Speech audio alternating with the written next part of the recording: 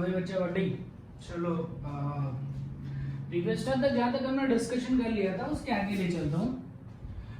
Previous time की बहुत सारी इंपॉर्टेंट बातें हमने सीखी थी। दो चीजों के और फॉर्मूले हमने सीख लिए थे बेटा।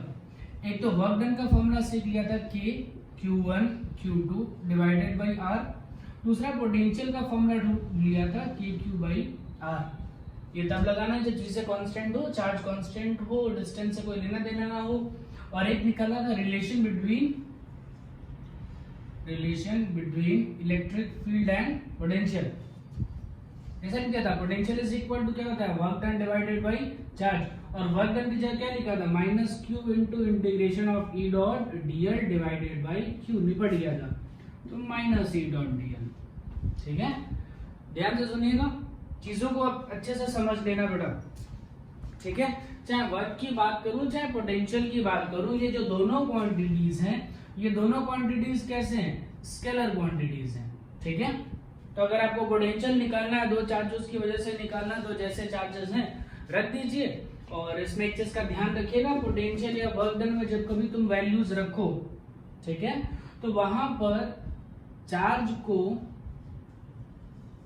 विथ साइन रखा करो, साइन के साथ में रखना है। मतलब वर्क डन पॉजिटिव हो, वर्क डन नेगेटिव हो, पोटेंशियल पॉजिटिव हो, पोटेंशियल नेगेटिव हो, किस तरह से आएगा वो हमेशा क्या रखना है बेटा, साइन के साथ में रखना। तो कभी कोई इश्यू ही नहीं आता, आपको सोचना ही नहीं पड़ता है। ठीक है, देखो इसमें एक और वेरिएशन आपको बता देता हूँ। जैसे हमने क्या सीखा था इसके पहले के जो हमने लेक्चर्स लिए थे, उसमें ये सीख लिया था कि मान लो अगर इलेक्ट्रिक फील्ड दिया है और आपसे पोटेंशियल पूछ रहा है। हाँ, इसमें दो किए थे ना बेटा, एक तो पोटेंशियल क्या था और दूसरा क्या किया था, पोटेंशियल का डिफरेंस। ठीक है, तो पोटेंशियल डिफरेंस का मतलब भी समझाया था, बी ए माइनस बी बी अगर हम कर रहे हैं तो वर्क डन कहां से कहां तक, ए से बी या बी से ए। बताया था उल्टा चल रहा था। एक दिन हम लोग स्टेट टाइम पे हमने देखा भी था, उस दिन हमने क्या हो गया था बेटा, B to A divided by charge, है ना। इसको हमने दो तरीके से, एक मैथमेटिकल प्रूफ भी किया था और थोड़ा सा कॉमन सेंस लगा के भी सोचा था ये डिफरेंस पॉजिटिव आना चाहिए तो ये भी पॉजिटिव होना चाहिए था, ऐसा हमने सोचा था और ये काम किया था। ठीक है, फिलहाल इतनी चीज अपने दिमाग में बैठाए रखना है। एक आपको और छोटा सा फैक्ट बताता हूँ जो यहां से निकल के आता है। अगर मान लो मैं इस लाइन को बात कर रहा हूँ, potential is equal to minus integration of E dot DL, potential is equal to minus of integration E dot DL. अच्छा एक बात बताओ, अगर मैं डिफरेंशिएट कर दूं इसको, डिस्टेंस के रिस्पेक्ट में डिफरेंशिएट कर दूं, डीएल क्या है आपका डिस्प्लेसमेंट है, उसके रिस्पेक्ट में डिफरेंशिएशन लेते हैं। यानी अगर लिखा जाए dv बाई dl तो क्या बचेगा बेटा, इंटीग्रेशन और डिफरेंशिएशन एक दूसरे को क्या करते हैं, कैंसिल आउट करते हैं। तो यहाँ पर क्या बचेगा माइनस ई, यानी electric field is equal to हो जाएगा माइनस dv बाई dl। तो आज का हमारा जो मेजर टॉपिक होगा वो इसको थोड़ा सा कवर करने के लिए होगा कि जब देखो इसके पहले में क्या दिया था, तुम्हें इलेक्ट्रिक फील्ड गिवन था और तुम्हें ऐसे क्वेश्चन कराए थे जिसमें पोटेंशियल को फाइंड करना होता था। इलेक्ट्रिक फील्ड गिवन था और पोटेंशियल को फाइंड करना रहता था। अभी क्या क्वेश्चन कराऊंगा, अभी आज के जो क्वेश्चन होंगे मेजर टॉपिक इसको कंसिडर करेंगे कि आपका जो पोटेंशियल होगा वो गिवन होगा और आपसे जो इलेक्ट्रिक फील्ड है वो आपको फाइंड करने के लिए बोला जाएगा। ठीक है, तो चलिए इससे रिलेटेड एक क्वेश्चन को सॉल्व करते हैं। ठीक है, इस क्वेश्चन को जरा सॉल्व करने की कोशिश करते हैं। देखिए क्वेश्चन आपसे क्या कह रहा है, if potential is given by v is equal to x bracket में y square minus 4x square, calculate electric field at a point. अब सुनो ध्यान से, इसमें बातों को समझना होगा। देखिए सॉल्यूशन कर रहा हूं, देखो ध्यान से। पहले सोचो इलेक्ट्रिक फील्ड और पोटेंशियल में रिलेशन क्या है। तो पोटेंशियल इज इक्वल टू क्या होता है minus integration of E dot DL. कई बार सिखाया था बेटा कि इलेक्ट्रिक फील्ड के मान लो दो एक्सेस में कंपोनेंट है, तीन एक्सेस में कंपोनेंट है, इलेक्ट्रिक फील्ड लिखते हैं ईएक्स, ईवाई, ईजेड। ध्यान से सोच के देखो कि अगर इलेक्ट्रिक फील्ड का एक्स एक्सेस का कंपोनेंट हो, इलेक्ट्रिक फील्ड का वाई एक्सेस का कंपोनेंट हो, इलेक्ट्रिक फील्ड में जेड एक्सेस का कंपोनेंट हो, तो सबके साथ आपको यहाँ पे क्या लगाना पड़ेगा, आई कैप, जे कैप, के कैप। ये आपकी क्या बनी, इलेक्ट्रिक फील्ड बनी। लेकिन अगर हम डिस्प्लेसमेंट को कंसिडर करेंगे तो कई बार सिखाते हैं कि डिस्प्लेसमेंट भी तीनों एक्सिस पे हमें कंसिडर करने होते हैं, यानी dx, dy और dz, सॉरी, ठीक है। उसके साथ भी यही आएगा i j k, ठीक है। तो अगर मान लो मैं पोटेंशियल लिखूं भी तो पोटेंशियल इज इक्वल टू, अगर ये दोनों वैल्यूज यहां रख दो तो क्या आएगा बेटा, Ex के साथ dx प्लस Ey के साथ dy प्लस Ez के साथ dz। दिख रहा है क्या? ऐसे ही तो बनेगा, ठीक है। एक नेगेटिव साइन होगा और इंटीग्रेशन एक्स्ट्रा आएगा, यहाँ पे एक नेगेटिव होगा और पूरा इंटीग्रेशन में होगा। अच्छा मान लो, सपोज करना, if y and z is constant, मान लो कि अगर y और z जो है वो कांस्टेंट है तो y का डिफरेंशिएशन dy, z का डिफरेंशिएशन dz, ये दोनों तो जीरो हो जाएंगे। अगर दोनों भाई कांस्टेंट हैं तो उसका डिफरेंशिएशन क्या हो जाएगा, जीरो। यानी यहां से क्या बचा, पोटेंशियल इज इक्वल टू क्या बचा, minus integration of Ex dx। अब इसको dx के रिस्पेक्ट में डिफरेंशिएट करो तो यहां से आपको मिलेगा बेटा dv बाई dx is equal to minus Ex। अगर हम इसे सॉल्व करते हैं तो ये मिल जाएगा, ठीक है भाई। इंटीग्रेशन और डिफरेंशिएशन कैंसिल हो जाएगा तो यहाँ से इंटीग्रेशन गायब हो जाएगा और dv को dx के रिस्पेक्ट में डिफरेंशिएट करना होगा तो ये dv बाई dx हो जाएगा।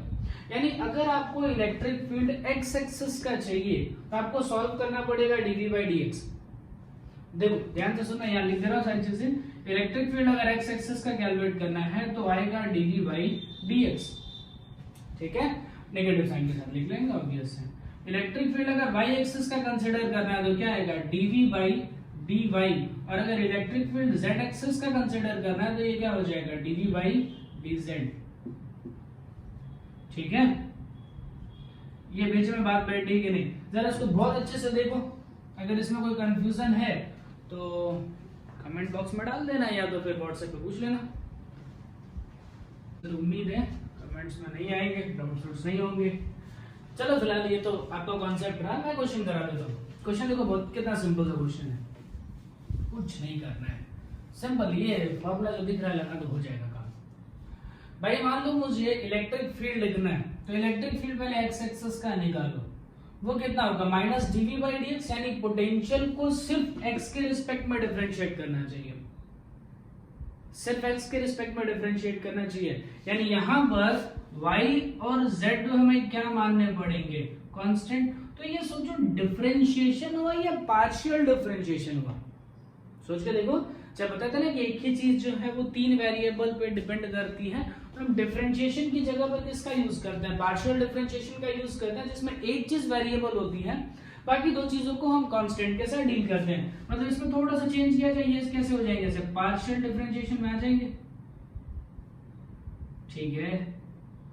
कहते हैं ना पार्शियल डिफरेंशिएशन, एक को वेरिएबल मान के बाकी को कांस्टेंट। जैसे यहाँ पर y वेरिएबल है तो यहाँ पर x एंड z जो होंगे वो क्या आ जाएंगे, कांस्टेंट आएंगे।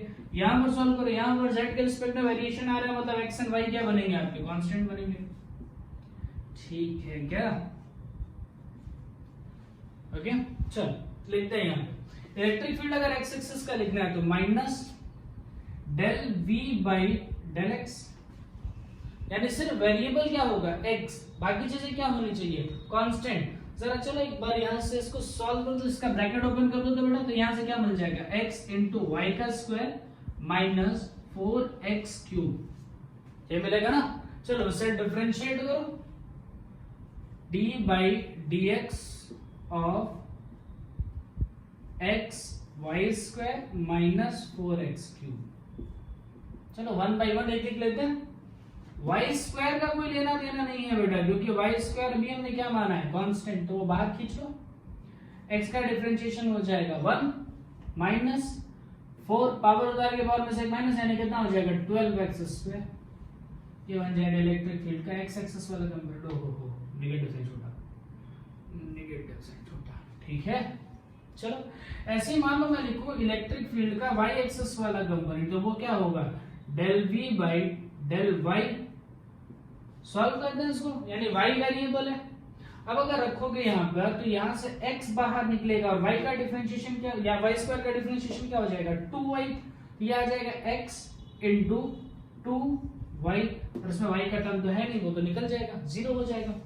ऐसे लिखो यहाँ पर इलेक्ट्रिक फील्ड z एक्सिस का, इसमें तो z का कोई टर्म ही नहीं है, टर्म तो 0, यानी टोटल इलेक्ट्रिक फील्ड आई कितनी, तो इलेक्ट्रिक फील्ड होता है बेटा Ex के साथ I का कंपोनेंट, Ey उसके साथ J, Ez उसके साथ K। चलो ना फटाफट बता, Ex कितना आया था, minus Y square, minus sign compensate कर देता हूं अंदर, ठीक है, ये हो जाएगा 12x square minus Y square, और इसके साथ बनेगा I क्या plus electric field y axis का कितना आएगा 2xy, और इसके साथ बनेगा J क्या, खत्म। इलेक्ट्रिक फील्ड z एक्सिस पे कितनी बन जाएगी 0। तो कॉन्सेप्ट को अपने दिमाग में रखिए कि हम कैसे इलेक्ट्रिक फील्ड को और पोटेंशियल को आपस में रिलेट कर सकते हैं। दो तरीके हो गए कि अगर पोटेंशियल दिया तो इलेक्ट्रिक फील्ड कैसे निकलेगा, और इलेक्ट्रिक फील्ड दिया है तो पोटेंशियल कैसे निकलेगा, दोनों टर्म्स को हम आराम से इसमें कवर कर सकते हैं। चलो इस क्वेश्चन को सॉल्व करने की कोशिश करते हैं। क्या इलेक्ट्रिक फील्ड निकालना है, हाँ जी हाँ। क्या पोटेंशियल गिवन है, हाँ जी हाँ। मतलब आपको रिलेशन फाइंड आउट करना है इलेक्ट्रिक फील्ड और पोटेंशियल के बीच में। रिलेशन तो पता है मुझे, सिंपल रिलेशन है। क्या होता है बेटा, potential is equal to integration of E dot DL, यही होता है, नेगेटिव साइन के साथ में होता है।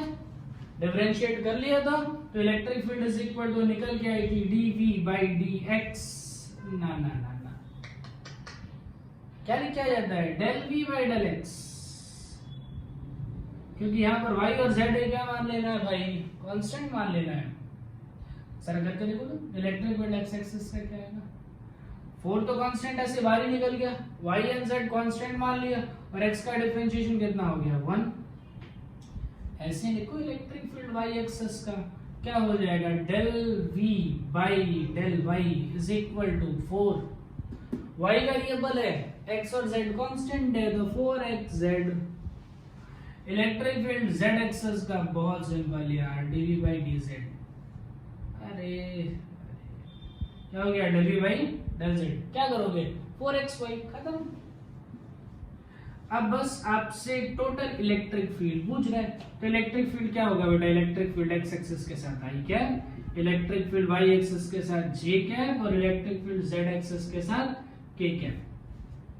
ठीक है, वैल्यू डाल दो फटाफट, y एंड z की वैल्यू डाल दो। y एंड z की वैल्यू कितनी होगी 2 3 4, तो ये कितना हो गया 4 into 2 into 3, और इसके साथ क्या बनेगा बेटा i cap plus electric field y axis का है तो x एंड z की वैल्यू बढ़ेगी, तो ये कितना हो जाएगा 4, x की वैल्यू कितनी 1, z की वैल्यू कितनी 3, तो 1 into 3, और इसके साथ क्या लगाना पड़ेगा j cap plus electric field z axis का 4xy, तो 4 1 2 4 into 1 into 2, और इसके साथ क्या ठीक है, ठीक है। सॉल्व कर ले, कितना हो जाएगा 8 24, और ये कितना हो जाएगा, और ये कितना हो जाएगा, क्या इलेक्ट्रिक फील्ड आ गई। ध्यान क्या रखना, ध्यान ये रखना है कि इलेक्ट्रिक फील्ड जो है, देखो यहाँ पर इसको अच्छे से देखो, ये कैसी क्वांटिटी है बच्चा मेरा, ये इलेक्ट्रिक फील्ड एक वेक्टर क्वांटिटी है, लेकिन इस पोटेंशियल को ध्यान से देखो, ये पोटेंशियल में ना आई कैप है, ना जे कैप है, ना के कैप है, कैसी क्वांटिटी है ये। तो दिमाग में बैठाओ चीजों को कैसे काम करना है, ठीक है। चलिए हम पोटेंशियल ड्यू टू डाइपोल पढ़ते हैं।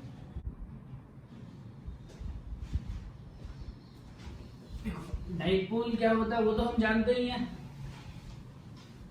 क्या होता है डाइपोल, डाइपोल दो पोल, यानी एक पॉजिटिव चार्ज और नेगेटिव चार्ज दोनों का magnitude same, they are separated by a distance of 2a, it is known as a dipole. तो चलो फटाफट हम पोटेंशियल ड्यू टू डाइपोल करते हैं। पोटेंशियल ड्यू टू डाइपोल, ठीक है। डाइपोल याद है मुझे, डाइपोल होता था कि एक पॉजिटिव चार्ज होता था बेटा, इसका मैग्नीट्यूड भी q, और एक नेगेटिव चार्ज होता था बेटा, इसका मैग्नीट्यूड भी q, और इनके बीच के जो सेपरेशन लिए जाते थे वो सेपरेशन लिए जाते थे 2a। इलेक्ट्रिक फील्ड में पढ़ा था electric field due to a dipole, वो ज्यादा कॉम्प्लिकेटेड है इलेक्ट्रिक फील्ड वाला, पोटेंशियल वाला तो बहुत इजी है।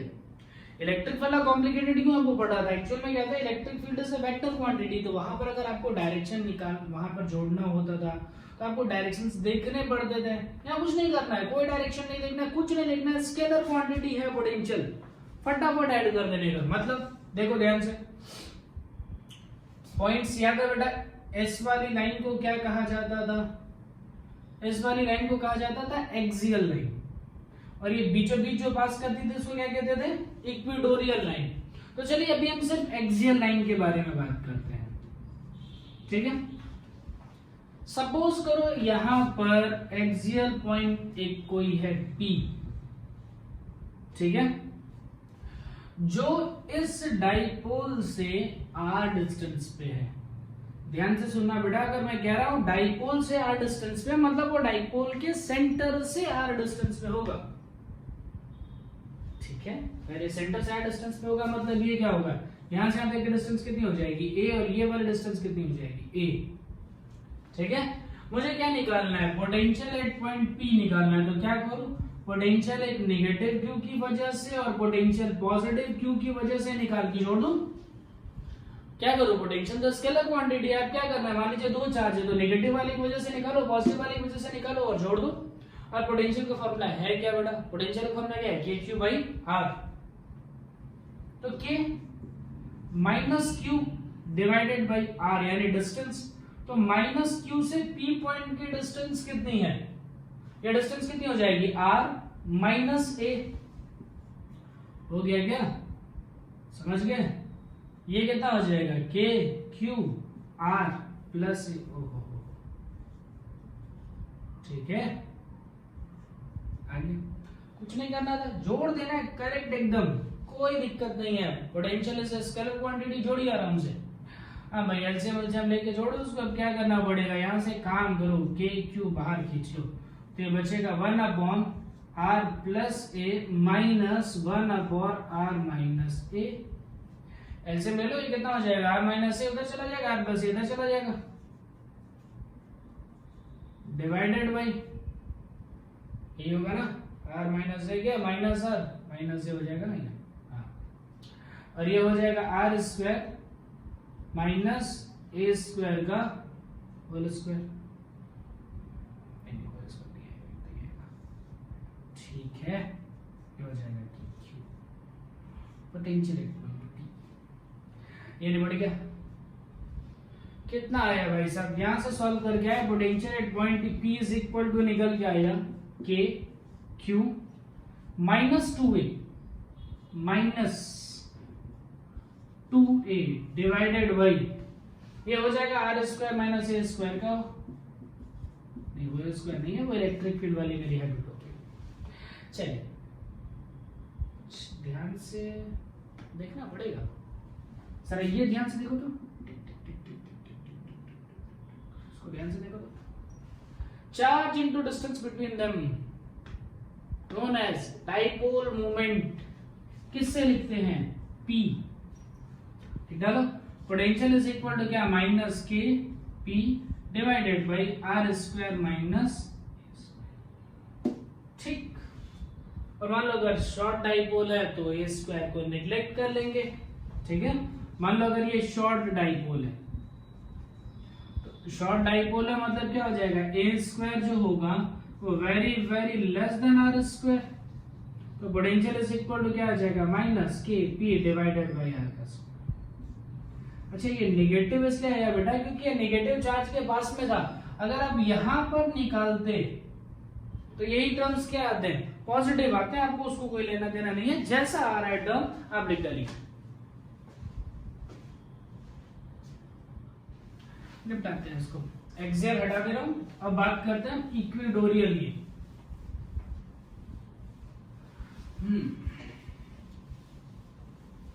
बड़ा मजा आएगा, इक्विटोरियल बहुत डिफिकल्ट है, ध्यान रखना है ना। देखो इक्विटोरियल इतना डिफिकल्ट है, एक बार में समझ नहीं आता है, बहुत अच्छे से सुनना। देखो क्या करना है, डाइपोल का मतलब क्या बेटा, ये वाला चार्ज प्लस Q, ये वाला चार्ज माइनस Q, इनके बीच की डिस्टेंस 2A, मतलब सेंटर से डिस्टेंस ये A, ये वाले सेंटर से डिस्टेंस A, और हम बात कर रहे हैं इक्विटोरियल लाइन के, तो इक्विटोरियल लाइन इसके से परपेंडिकुलर चलता है। बस ठीक है। इक्वेटोरियल लाइन पे यहां पर एक पॉइंट है P, इस पे मुझे निकालना है पोटेंशियल। क्या करोगे, पॉजिटिव चार्ज की वजह से रखो, नेगेटिव चार्ज की वजह से रख के जोड़ दे। मान लो ये डिस्टेंस है भाई r, ये डिस्टेंस है कुछ r, मुझे चाहिए पोटेंशियल एट पॉइंट P, तो लिख रहा हूं potential due to positive charge plus potential due to negative charge. जरा लिखो तो यार, potential due to positive charge K Q divided by R, distance. Positive charge से P पॉइंट की डिस्टेंस तो ये होगी, पॉजिटिव चार्ज से P पॉइंट की डिस्टेंस तो ये होगी ना, पाइथागोरस लगा तो ये कितना आ जाएगा under root a square plus R square. अच्छा ये नेगेटिव चार्ज से भी P पॉइंट की डिस्टेंस कितनी आएगी, under root a square plus R square. लिख दो यहाँ पर under root a square plus R square plus potential negative charge की वजह से तो K माइनस Q, क्योंकि चार्ज नेगेटिव इसलिए minus Q divided by R का स्क्वायर, नहीं R का स्क्वायर नहीं, सिर्फ R, K Q बाई R। कितना निकल गया पोटेंशियल, 0, खत्म। डिफिकल्ट नहीं था, मजाक कर रहा था, सुनो ध्यान से, ये बहुत इजी है, क्योंकि दोनों पॉइंट्स, अगर इस पॉइंट को देखो P पॉइंट को देखो, तो दोनों चार्जेस से वो क्या इक्वल डिस्टेंस पे, तो इस वाले चार्ज की वजह से जितना पॉजिटिव पोटेंशियल आएगा उतना ही इस वाले चार्ज की वजह से नेगेटिव पोटेंशियल आएगा, तो टोटल पोटेंशियल कितना आ जाएगा, 0। कितना सिंपल, ठीक है। आपका जो थर्ड पॉइंट है, ओके, आपका जो थर्ड पॉइंट है वो है potential at any point. Axis पे निकाल लिया, इक्वेटोरियल प्लेन पे निकाल लिया, अब बात करते हैं एट एनी पॉइंट। ध्यान से इसमें कुछ चीजों को समझना होगा बेटा, कि क्वेश्चन जिस वेरिएबल में दिया जाता है आपको सोल्यूशन उसी वेरिएबल में चाहिए होता है। पहले चीज अपने दिमाग में रखिएगा, क्वेश्चन जिस वेरिएबल में दिया जाता है आपको सोल्यूशन उसी वेरिएबल में ढूंढना होता है। मैं यहाँ पर कौन कौन सा वेरिएबल दे रहा हूँ उसको ध्यान से सुनना और उसी के टर्म्स में आंसर आना चाहिए। देखिए मैं क्या कह रहा हूँ, एक छोटा सा डाइपोल है, नन्हा सा एक डाइपोल है, तो यहाँ पर प्लस Q का चार्ज है, यहाँ पर माइनस Q का चार्ज है, इनके बीच की डिस्टेंस है 2a। यहां से r डिस्टेंस पर, यहां से कुछ r डिस्टेंस पर एक पॉइंट है P, that is making an angle of theta with dipole. मुझे निकालना है पोटेंशियल एट पॉइंट P। फिर कहोगे सर क्या सबसे परेशान कर रहे हो, करना क्या है, पोटेंशियल पॉजिटिव चार्ज की वजह से निकालना है, पोटेंशियल नेगेटिव चार्ज की वजह से निकालना है, जोड़ देना है, ठीक है, ओके। ये डिस्टेंस है r, ये डिस्टेंस है थीटा। नेगेटिव चार्ज की वजह से हम अगर पोटेंशियल कैलकुलेट करें तो फॉर्मूला क्या आएगा भाई, KQ बाई R। पोटेंशियल के लिए फॉर्मूला क्या होता है, K Q। एक काम करता हूं, डाइपोल को थोड़ा छोटा करता हूं ताकि आपको डायग्राम थोड़ा सा क्लियर विजिबल हो पाए। माइनस थोड़ा डाइपोल छोटा किया गया, ठीक है, ओके। ये डिस्टेंस कितनी होगी, यहां से यहां तक की डिस्टेंस a, ठीक। अगर मान लो मैं लिखूं पॉजिटिव चार्ज की वजह से इस पॉइंट पे पोटेंशियल, तो फॉर्मूला लिखना पड़ेगा KQ डिवाइडेड बाय डिस्टेंस, तो distance from positive charge to that point, तो ये डिस्टेंस होगी ना ऐसी, ऐसी, ठीक है, समझ गए ना,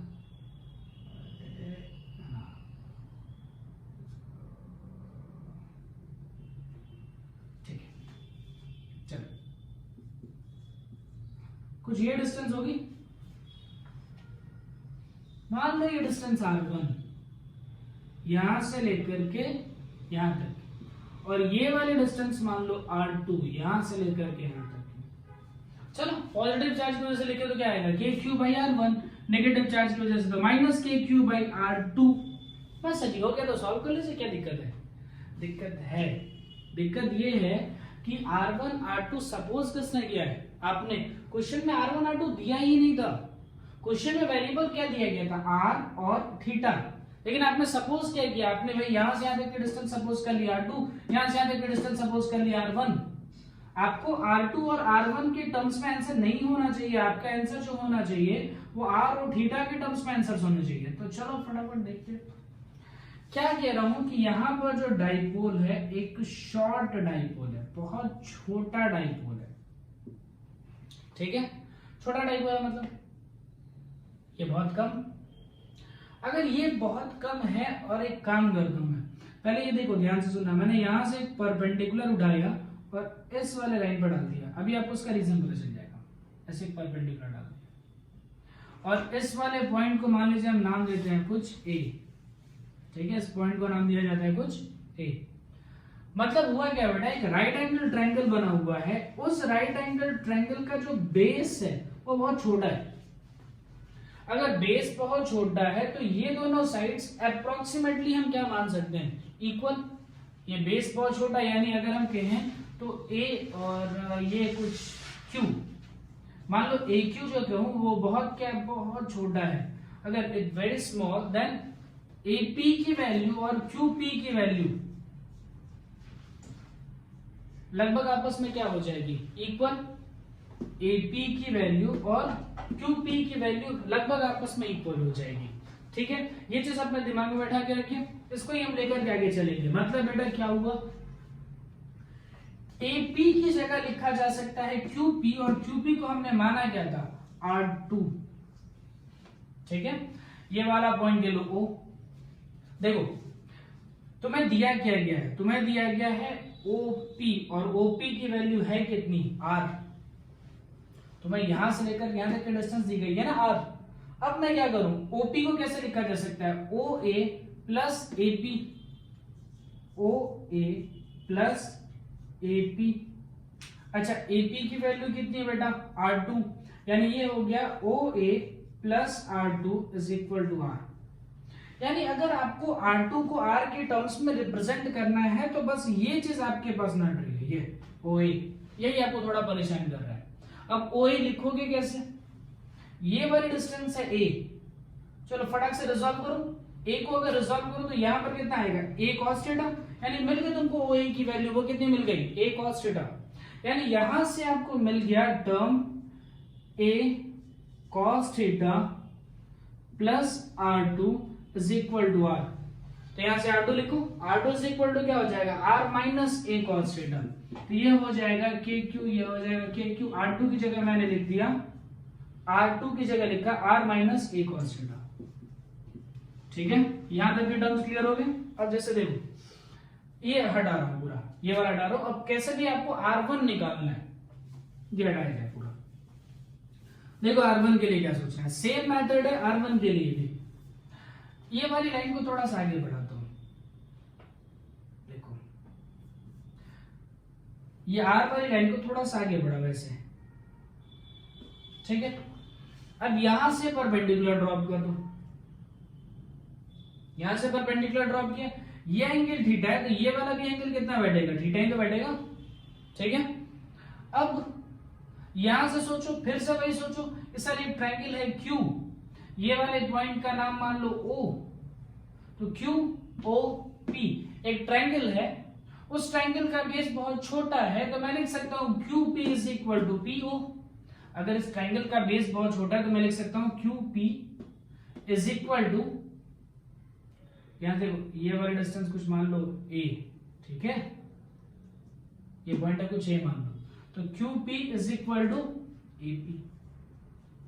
अच्छा AP को मैं कैसे लिख रहा हूं, ध्यान से सुनना, OA प्लस R और QP का मतलब क्या है, R1। देख लो एक बार अच्छे से देख लो इसे, क्या किया मैंने, इस वाली लाइन को थोड़ा सा पीछे खींचा, यहां से परपेंडिकुलर ड्रॉप किया, ये डिस्टेंस थी A, ये वाली भी, ये डाइपोल के बीच की डिस्टेंस कितनी होती है 2A, तो मिड पॉइंट से ये डिस्टेंस कितनी आ जाएगी A। अब देखो जरा ये A है, अब इसको इस लाइन पे रिजॉल्व करो A को, तो वहां पर कितना बढ़ेगा, A cos थीटा, यानी यहां से आपको OA की वैल्यू भी मिल गई, वो कितनी मिल गई, A cos थीटा। देख लो एक बार अच्छे से प्यास है, क्या किया है, पहले क्या सोचा है कि एक डाइपोल लिया है, उस डाइपोल के थीटा डिस्टेंस पे थीटा एंगल पे r डिस्टेंस पे एक पॉइंट P है, उस पॉइंट P पे पोटेंशियल को फाइंड आउट करना है। तो कुछ नहीं करना था, पोटेंशियल डायरेक्ट जोड़ना होता है। मेन प्रॉब्लम क्या आ रही थी कि r1 और r2 तुम निकालोगे कैसे in terms of theta and r। तो क्या किया बेटा, ट्रायंगल्स को हमने लिया, ये छोटे से ट्रायंगल लिया ये वाला, ठीक, इसका बेस बहुत छोटा कर दिया, बहुत छोटा कर दिया मतलब दो साइड्स आपस के इक्वल हो गए, यानी QP is equal to PA हो गया, ठीक है। अब PA को कैसे लिखा जा सकता है, OA प्लस R, मैंने इसकी जगह पे लिख दिया OA प्लस R, और QP की जगह पे क्या लिखा R1, ठीक। मेन प्रॉब्लम क्या आ रही थी, अब OA वो कैसे निकल गया, यहां से यहां तक की डिस्टेंस कितनी होती है A, स्मॉल a मानते हो ना, तो स्मॉल a को इस पे रिजॉल्व करो, a पे रिजॉल्व करो, तो कितना मिल जाएगा, a cos थीटा, यहां डाल दीजिए, कितना हो जाएगा r plus a cos theta. एक काम करो, k q बाहर ले लो, ये चीजें अब इसको एलसीएम लेकर सॉल्व कर दो, कितना हो जाएगा r square minus a square cos square theta, ठीक है। ये टर्म यहां पे, ये टर्म यहां पे, ये हो जाएगा r minus a cos theta minus r minus a cos theta, ठीक है, समझ गए। इसे निपटा दो, यहां से r निपट जाएगा, क्या बचेगा k q, और ये हो जाएगा 2a cos theta divided by r square minus a square cos square theta, और इसके साथ में डिवाइड हो जाएगा बाहर, ठीक है। अच्छा 2a इंटू क्यू, इसको हम क्या कहते हैं, डाइपोल मोमेंट। तो ये कितना हो गया बेटा, potential at point P is equal to हो गया minus K P cos theta divided by r square minus a square cos square theta, ठीक है, निकल गया पोटेंशियल।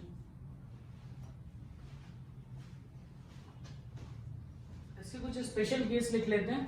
देखो यहां तक तो हमने निकाल लिया कि पोटेंशियल अगर हम कैलकुलेट कर रहे हैं तो पोटेंशियल यहां तक आ गया KP cos theta divided by r square minus a square cos square theta.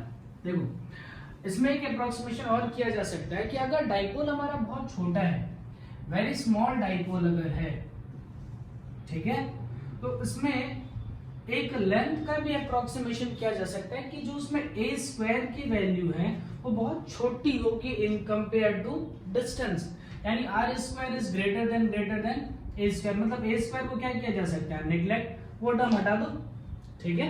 यानी यहां से आपको क्या मिलेगा, potential at point P is equal to मिल जाएगा k p cos theta divided by r का स्क्वायर। सुनो ध्यान से इसमें चीजों को समझ लेना एक बार और, कि पोटेंशियल यहाँ पर पॉजिटिव या नेगेटिव इसलिए लिखा जाता है क्योंकि मान लो अगर हम ऐसे देखो डाइपोल इस तरीके से बनाएंगे, अगर होता है यहाँ पर प्लस क्यू होता, यहाँ पर माइनस क्यू होता, और यहाँ ये वाला पॉइंट P पे अगर मुझे पोटेंशियल निकालना होता, तो देखो ऑब्वियस है पॉजिटिव चार्ज के साथ इसकी डिस्टेंस कम है, नेगेटिव चार्ज के साथ डिस्टेंस ज्यादा है। यानी अगर मैं पोटेंशियल नेगेटिव चार्ज की वजह से लिखूंगा तो उसकी वैल्यू कम आएगी, और अगर मैं पोटेंशियल पॉजिटिव चार्ज की वैल्यू से लिखूंगा तो उसकी वैल्यू ज्यादा आएगी। इसका मतलब जब ऐड करोगे इन दोनों को तो पोटेंशियल आपका ऑब्वियस है क्या बन जाएगा, पॉजिटिव बन जाएगा।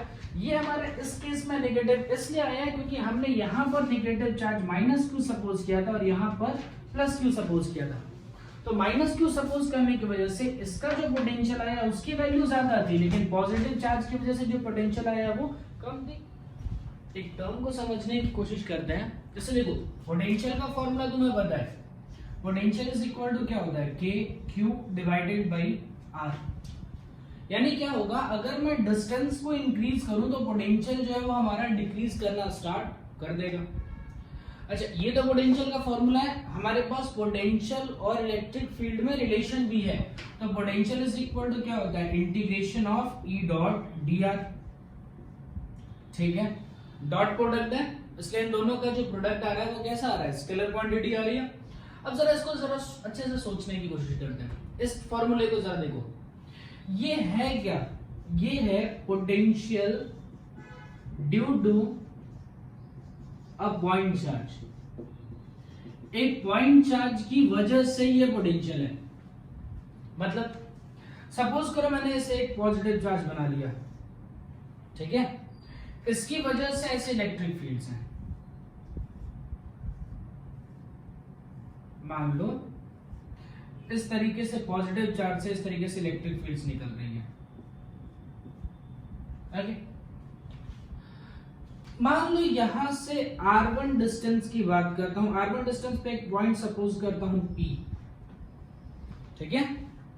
फिर यहां से एक r1 डिस्टेंस पे पॉइंट सोचो, यहां से एक r1 डिस्टेंस पे पॉइंट सोचो, यहां से एक r1 डिस्टेंस पे पॉइंट सोचो, ऐसे सोच दे जाओ।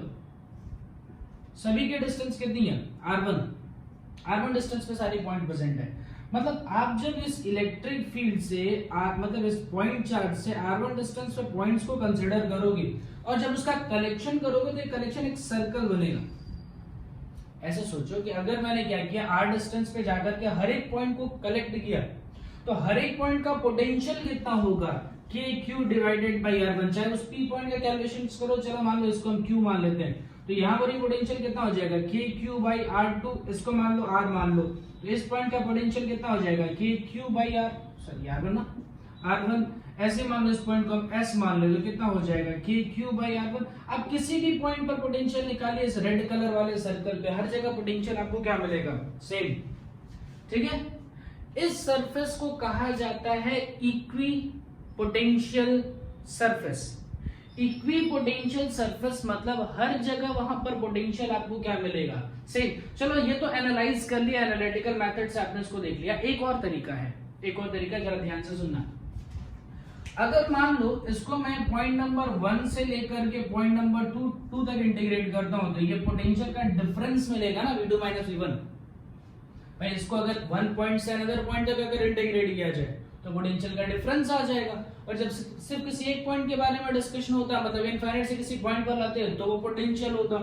अच्छा जरा इसमें सोचो, मान लो E डॉट dr है, तो इनके बीच का एंगल, अगर हम angle between electric field and dr suppose कर लो कि इन दोनों के बीच का एंगल जो है वो कुछ 90 डिग्री है। मान लो इलेक्ट्रिक फील्ड और dr के बीच में एंगल जो है वो 90 डिग्री है। जरा इसको ओपन करो तो क्या मिलेगा बेटा? v2 minus v1 is equal to integration of E dot dr cos theta, ठीक है। ये कितना हो गया? थीटा की वैल्यू 90, cos 90 कितना होता है? 0, यानी v2 minus v1 is equal to कितना हो गया? 0। तो v2 इज इक्वल टू क्या हो गया? v1। क्या इसी को हम इक्वी पोटेंशियल सरफेस बोलेंगे? सोचो, इसी को क्या कहा जाएगा? Equi potential surface. मतलब जब इलेक्ट्रिक फील्ड और जो तुम डिस्टेंस कंसीडर करो या जो तुम सरफेस कंसीडर कर रहे हो वो सरफेस एक दूसरे पे 90 डिग्री का एंगल बना ले, तो उस कंडीशन में कहा जाएगा कि वो जो सरफेस बनी है वो इक्वी पोटेंशियल सरफेस बनी। जरा यहां देखो ध्यान से, ये तुम्हारा सरफेस है, दिख रहा है, और ये रही इलेक्ट्रिक फील्ड। इन दोनों के बीच में देख लीजिए ना एंगल कितना है? 90 डिग्री, ठीक है। इलेक्ट्रिक फील्ड और सरफेस के बीच में एंगल कितना बन रहा है? 90 डिग्री। ऐसे पॉइंट्स को कहा जाता है, या इन पॉइंट्स के कलेक्शन से जो सरफेस बनता है उस सरफेस को कहा जाता है इक्वी पोटेंशियल सरफेस। तो नेक्स्ट हेडिंग वाली है इक्वी पोटेंशियल सरफेस। सेटअप है, हेडिंग डाल दो इक्वी पोटेंशियल सरफेस। देखो उसमें है क्या?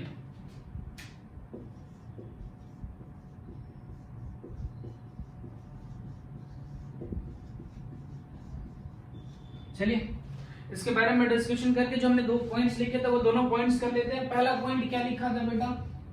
इक्वी पोटेंशियल मतलब इक्वल पोटेंशियल, यानी उसमें हर जगह जो आपको पोटेंशियल मिलेगा वो कैसा मिलेगा? सेम मिलेगा, ठीक है। जैसे हमने मान लो ऐसे सोचो, ऐसे ध्यान से सोच लो, मान लो एक प्लेट है बेटा, इस प्लेट पे ऐसे पॉजिटिव चार्ज है, ठीक है, और इस प्लेट से इस तरीके से इलेक्ट्रिक फील्ड्स निकल रही हैं ऐसे, ठीक है। मुझे कोई कहे कि इसका इक्वी पोटेंशियल सरफेस ड्रॉ करो, इसका इक्वी पोटेंशियल सरफेस ड्रॉ करो, तो इसमें कहां पर इक्वी पोटेंशियल सरफेस होगा और वो कौन से शेप में होगा? तो चलो पहला पॉइंट तो ये रहा कि सब जगह पोटेंशियल क्या होना चाहिए? इक्वल। दूसरा पॉइंट हमने क्या चेक किया कि potential is equal to minus integration of E dot dr, अगर हम 1 पॉइंट से लेकर के दूसरे पॉइंट तक आते हैं तो, ठीक। यहां पर cos कितना आना चाहिए? 90 अभी सीखा इसको। यानी जो इक्विपोटेंशियल सरफेस होना चाहिए वो इलेक्ट्रिक फील्ड के परपेंडिकुलर होना चाहिए। ये इलेक्ट्रिक फील्ड आई। अब मैं जो इक्विपोटेंशियल सरफेस बना रहा हूं उसको जरा ध्यान से देखना। इक्विपोटेंशियल सरफेस कुछ ऐसा बना रहा हूं, देखा? ये जो इक्विपोटेंशियल सरफेस होगा, इस इक्विपोटेंशियल सरफेस और इलेक्ट्रिक फील्ड के बीच में कितने का एंगल आपको मिल जाएगा? 90 डिग्री का। भाई एक प्लेट ऐसे चल रही थी, उस प्लेट्स के बीच में इस तरीके से प्लेट्स रखते जो, वो सारी इलेक्ट्रिक फील्ड उस प्लेट्स के कैसे चलेगी? परपेंडिकुलर। तो ये दो फैक्टर्स हमने लिख डाला। इक्विपोटेंशियल सरफेस मतलब जहां पर पोटेंशियल इक्वल होगा, और वहां पर अगर इलेक्ट्रिक फील्ड और इक्विपोटेंशियल सरफेस के बीच में एंगल देखा जाए, इलेक्ट्रिक फील्ड और इक्विपोटेंशियल सरफेस के बीच में अगर एंगल देखा जाए तो वो एंगल कितना आना चाहिए? 90 डिग्री आना चाहिए। ठीक है। अच्छा, तीसरा पॉइंट सोचो, ध्यान से देखना है इधर। थर्ड पॉइंट क्या कहता है? वर्क डन के, एक बात बताओ बेटा, पोटेंशियल डिफरेंस कैसे लिखते हैं? पोटेंशियल डिफरेंस अगर लिखना है V2 - V1 is equal to work done from 2 to 1। उल्टा हो जाता, सॉरी 1 to 2 उल्टा हो जाता है, ध्यान रहे। ठीक है, 1 to 1 लिखा ना, ये कितना हो जाएगा? 1 to work done per unit charge, ये होगा फैक्ट। अच्छा, एक बात सोचिए जरा, अगर मैं बोलूं इक्विपोटेंशियल सरफेस, इक्विपोटेंशियल सरफेस का मतलब क्या हो गया? V2 और V1 तो बराबर हो गया, पोटेंशियल का कोई डिफरेंस तो रहा नहीं क्योंकि इक्विपोटेंशियल सरफेस है। तो डिफरेंस अगर खत्म हो गया, ये डिफरेंस जो है वो जीरो हो जाएगा। अगर दोनों इक्वल हो जाएंगे तो डिफरेंस कितना हो जाएगा? Zero. Is equal to work done from point 1 to 2 divided by charge. तो आपको वर्क डन कितना मिल रहा है? वर्क डन भी क्या मिल रहा है? जीरो। यानी एक फैक्टर समझ में आ गया कि इक्विपोटेंशियल सरफेस में एक जगह से दूसरी जगह जाने में कोई वर्क नहीं करना पड़ता है। No work has to be done to move a charge from one point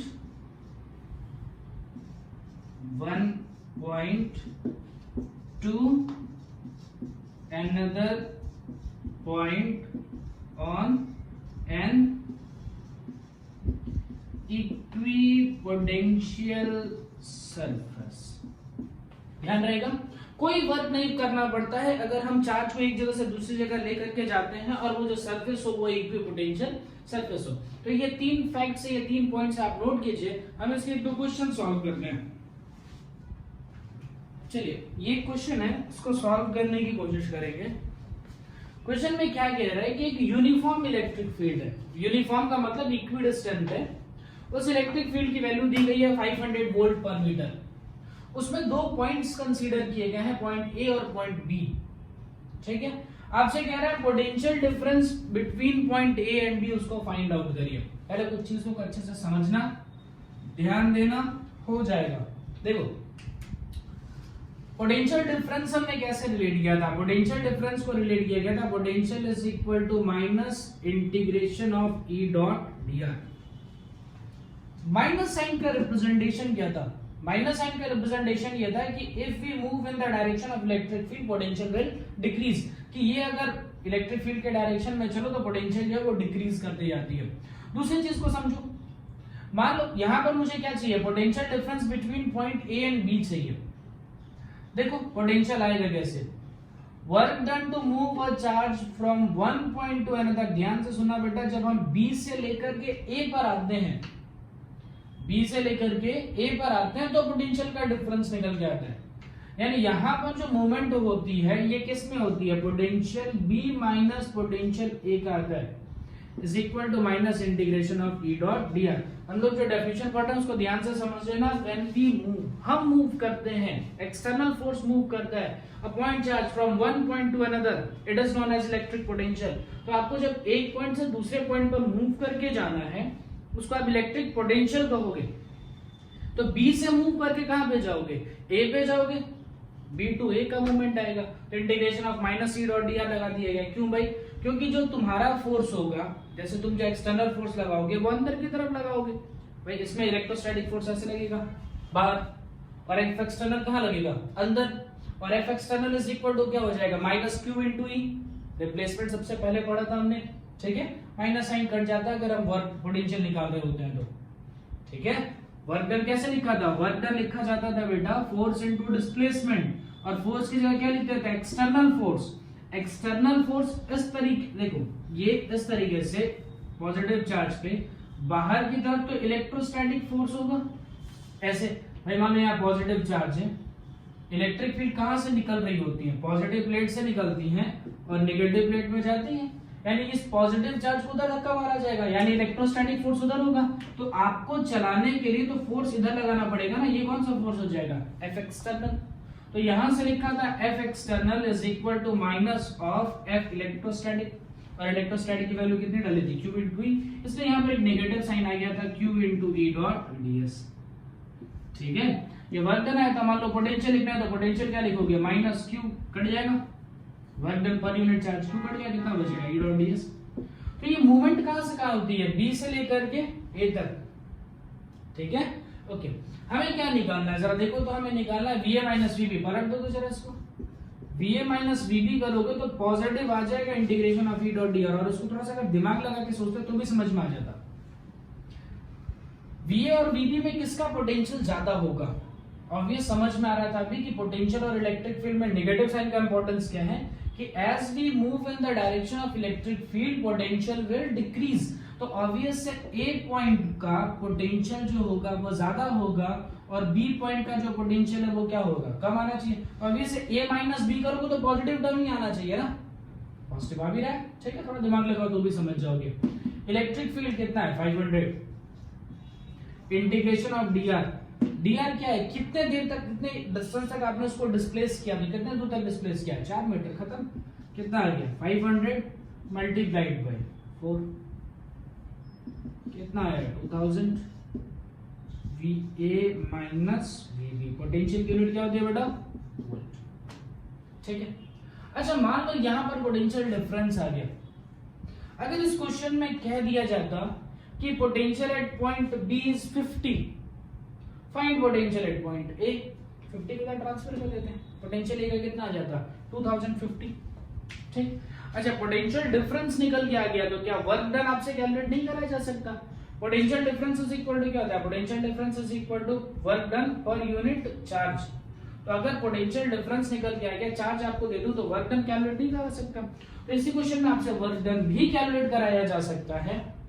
इसी क्वेश्चन में आपसे पोटेंशियल बी का दे करके पोटेंशियल ए का भी कैलकुलेट कराया जा सकता है, और एक छोटा सा वेरिएशन और किया जा सकता है, उसको देखते हैं।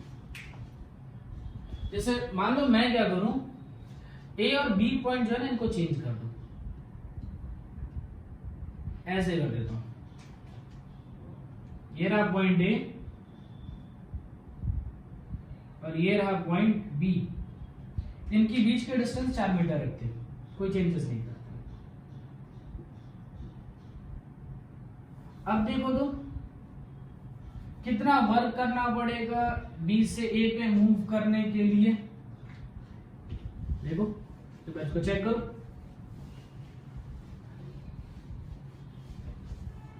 देखिए कैसे निकालना पड़ेगा, इसको सोचना पड़ेगा।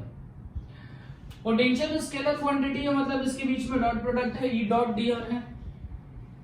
तो डॉट प्रोडक्ट होने का मतलब क्या हो गया, ई डॉट डीआर मतलब क्या, electric field dr cos theta. तो कॉस कितना डालना होगा आपको, 90 डिग्री, क्योंकि आपका डिस्प्लेसमेंट तो ऐसे हो रहा है। चलो ए से बी जाओ या बी से ए जाओ, वो कौन सा एक्सिस पे, वाई एक्सिस पे, और इलेक्ट्रिक फील्ड कौन सा एक्सिस पे, एक्स एक्सिस पे। उनके बीच में होने वाला एंगल कितना हो गया, 90 डिग्री। cos 90 कितना होता है, 0, यानी आपका पोटेंशियल डिफरेंस कितना निकल के आया, 0, यानी potential at A is equal to potential at B. क्या इसी को इक्वी पोटेंशियल सरफेस कहेंगे। देखो, यानी अगर इलेक्ट्रिक फील्ड के परपेंडिकुलर में मूव करना है तो आपको कोई वर्क नहीं करना पड़ता।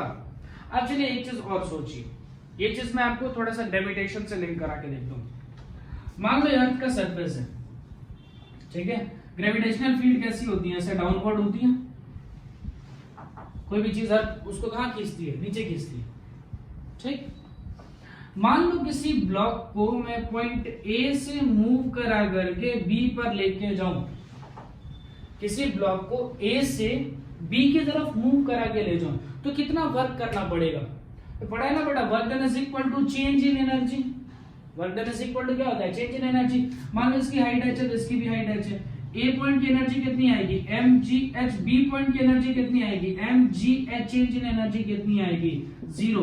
वर्क डन कितना होगा, 0। दूसरा तरीका, ये पहला मेथड। दूसरा तरीका, आपका ग्रेविटेशनल फोर्स कहां लग रहा है, नीचे, ठीक है, और आप ऑब्जेक्ट को कहां से कहां लेकर के जा रहे हैं, ए से लेकर के बी, तो work done by gravitational force वैसे भी कितना आएगा, 0, क्योंकि यहाँ पर एंगल कितना बन रहा है, 90, cos 90 कितना होता है, 0। तो भी तरीका निकल जाएगा। मतलब अगर दो इक्वी पोटेंशियल सरफेस है, इसका भी पोटेंशियल एनर्जी mgh, इसकी भी पोटेंशियल mgh, अगर दोनों इक्वी पोटेंशियल सरफेस है तो वहां मूव करने के लिए किसी वर्क करने की जरूरत नहीं होती है, ठीक है। चलिए लेक्चर यहीं पे कंप्लीट करते हैं। नेक्स्ट लेक्चर से हम कंटिन्यूअस चार्ज डिस्ट्रीब्यूशन को स्टार्ट करेंगे।